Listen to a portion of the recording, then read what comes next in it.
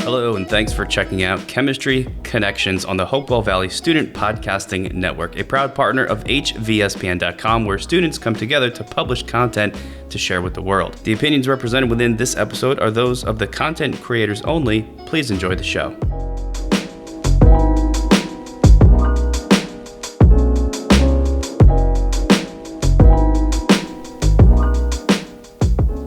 Welcome to Chemistry Connections. My name is Amelie Bass, and I am your host for episode 18 called Cupcake Chemistry. Today, I will be discussing how the ingredients of a cupcake form the magical dessert we all know and love. Cupcakes, the delicious dessert baked for a celebration or eaten as a late-night snack. But what goes into the cupcake to give it a moist and fluffy cake?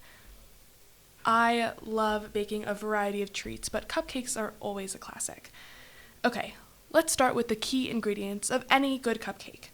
Flour, butter, sugar, eggs, vanilla, leaveners like baking powder and baking soda, dairy like sour cream and milk, and of course a good frosting and decorations. In this episode, we will be discussing the chemistry behind two of these ingredients, starting with leaveners, like the thing that gives the cupcake a light and fluffy texture. Leaveners are probably the most important ingredient in a cupcake. It is used to help the cupcake rise, giving it a light and fluffy texture. So, what is a leavener? Like, what is the ingredient that is doing the rising? Baking soda and baking powder are what recipes will commonly call for. Now, some will call for both of these leaveners, but wait, why is that? Why do I need two?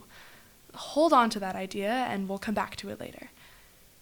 Let's first analyze what these two substances even are. Baking soda, sodium bicarbonate, is a base used to neutralize any acidic components in the batter.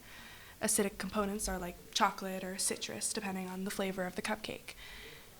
When the cupcakes are baked in the oven, the baking soda, or NaHCO3, in the batter turns into sodium carbonate, water, and carbon dioxide. The key to this reaction is the production of carbon dioxide, which is released as bubbles, causing the batter to rise. Baking powder, on the other hand, is a dry mixture that contains baking soda, acid salts, and cornstarch. Whoa, there's baking soda in baking powder? Why do I need both? The baking soda in the baking powder reacts with the acid salts in the powder only when the mixture is moistened.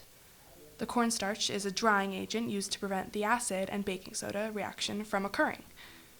So now that we better understand the substances we are talking about, why would a recipe call for both baking soda and baking powder?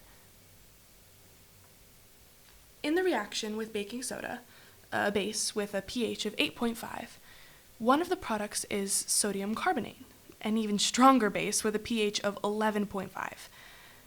This will cause the entire mixture to be too basic, resulting in a bad cupcake. That cupcake is not going to sit well with whoever eats it. So, we use a larger amount of baking powder to do the heavy lifting, acting as the rising agent to give us our lovely fluffy cupcake, and then use a smaller amount of baking soda to neutralize any other acids in the batter. This is a good cupcake. When you think of baking, the first ingredient almost anyone will think of is flour. All-purpose flour for all my baking purposes. But is that the best type of flour?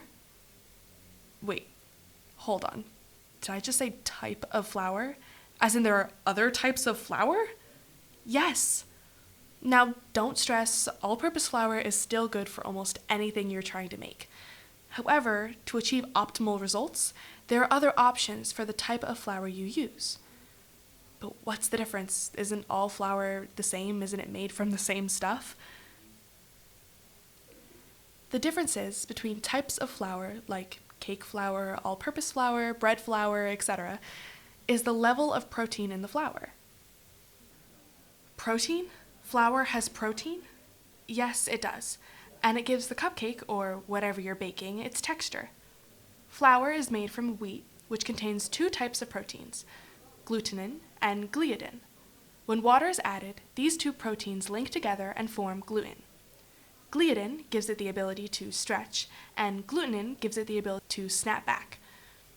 The strength of gluten is what makes flour the structural component of cupcakes. Gluten is a string of amino acids, 35 of which being glutamines. Glutamines form numerous interchain hydrogen bonds with other amino acids. Individually, these bonds are weaker, but in combination they are very strong, contributing to the high cohesiveness of gluten.